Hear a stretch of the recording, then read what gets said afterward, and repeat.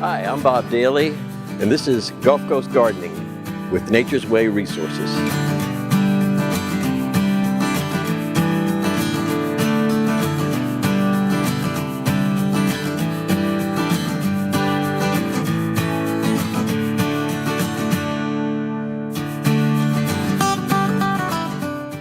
We're here at the Acres Home Community Garden, and today we're going to be talking to Joe Icet, who's one of the real moving forces in this community garden adventure in Houston. We also have some young people here from Texas A&M University who are helping, and we're looking forward to having you join us today with Joe Icet and the Acres Home Community Garden.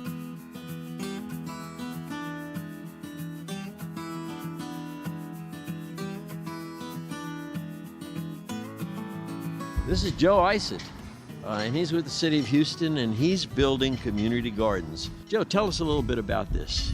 Students from the Texas A&M and Blinn College out today, and what we're doing is we're cleaning this garden up. We got an intern that works out here, a young guy named Tyler, and he needs some help getting this thing really loaded up. This is an Acres Home, so it's where the mayor's from. This garden was built, I think they commissioned it back in this summer. So we're really excited about an opportunity to work with volunteers. The city has 14 gardens located all over the place, mostly in priority communities, and this is one of the 14. So there's a lot of work to be done. They're all volunteer staff, and what we're doing is creating access to food by growing it right here in the community, and then creating an opportunity for the neighbors to know each other and then acquire skill sets and really kind of network with others in building this idea of a food economy. And you were talking about a food desert and how we can solve that problem here in Houston. Well, what it is with these gardens is I think these are great platforms because they're a platform for education, for demonstrations, and for us to really bring in people from outside the community over here to do some great quality work and get to know the neighbors. What we're going to do today is we're going to continue cleaning this place up, making it look really nice, but we're going to take seed potatoes, plant them in containers, and then hand them out to the community. There's a sizable senior population will be coming out, and then there's the WIC recipients that are going to be coming out, and no telling who else who are really kind of suffering from food insecurities because there's no grocery stores over here.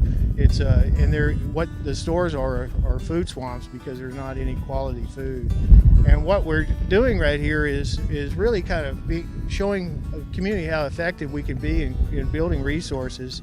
So Nature's Way provided the containers, Farm Dirt gave us or donated the soil, and then the city is just kind of let me ride it and take it to this level where we can really start being not only a benefit here at the site, but a benefit for the whole community by building these community assets. How did you get involved in this? Well, I've been an urban farmer for 18 years. In fact, in the late 80s, Bill Mollison came to Houston. Bill Mollison with permaculture, and we started a first permaculture group called Seed.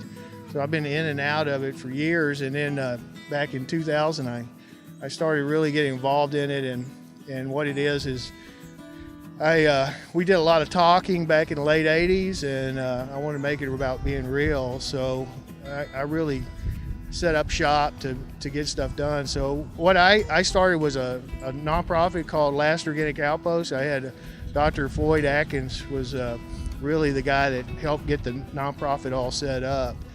And King and Spalding actually took us per bono and lined out the nonprofit, so it's bona fide. But anyway, what it is Last Organic Outpost is a project-based organizer.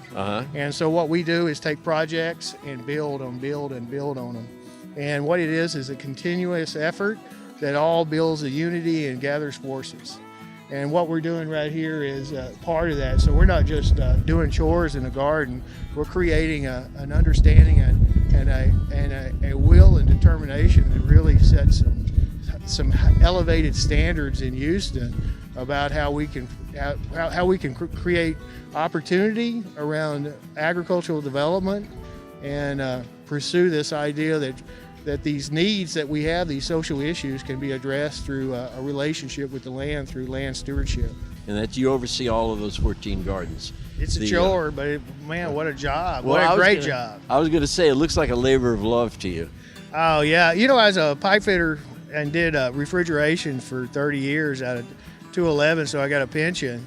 And it was a great job, but man, to have a retirement job where you go out and work with great people and a community that really benefits from hard work, it's lovely. Joyed. That's what I call it, joy.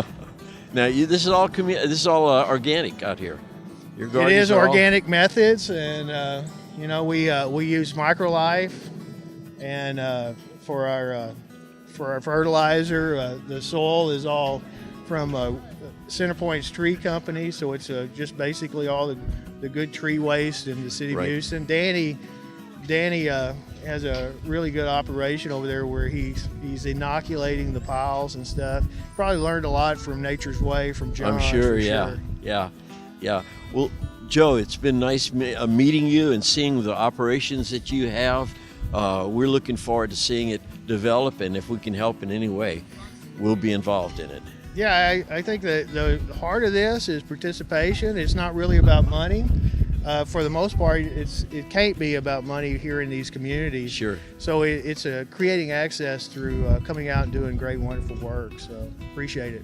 Thank you, Joe.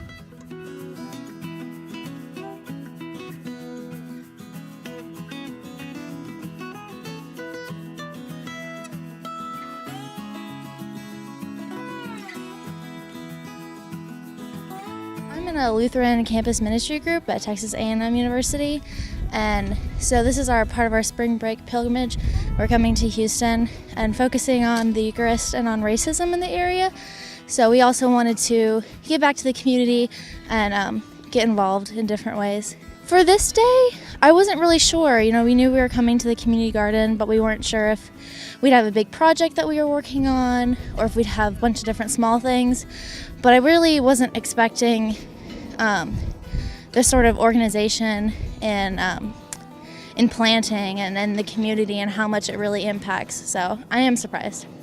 So I'm here just to be challenged. Our trip is based around the Eucharist and racism, and so I'm here to figure out what can we do about racism as Christians and how can we improve the lives of others through kind of our lives as Christians. How can we be advocates for others, and how can we change the way in which we live and the things that we do, such as service opportunities, in order to improve those lives. I didn't really know what to expect, if we're being honest. I definitely expected, pulling weeds and stuff like this, but I think that kind of the scope of these gardens is much larger than I expected. I think it's huge, just the footprint and the seeds that you're planting for the community, giving them the resources and giving them the ability to harvest food for themselves that's actually nourishing and kind of helps defeat these food deserts and just improves the overall quality of life.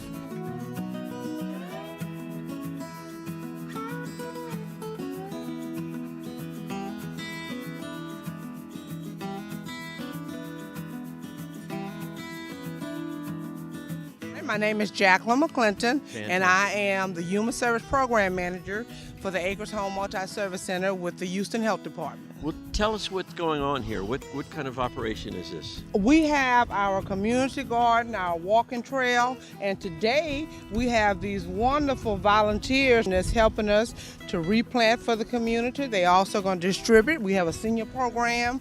A lot of them cannot move, they're not mobile. Sure. So this is an excellent opportunity. They would really love to harvest some of the plants that they're planting, so we really want to thank you all very much. You're very welcome.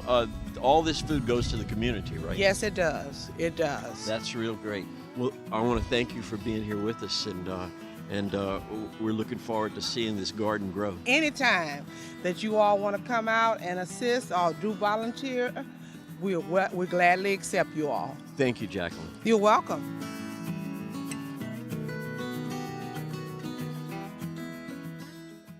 This is Gulf Coast Gardening. Stay tuned for more.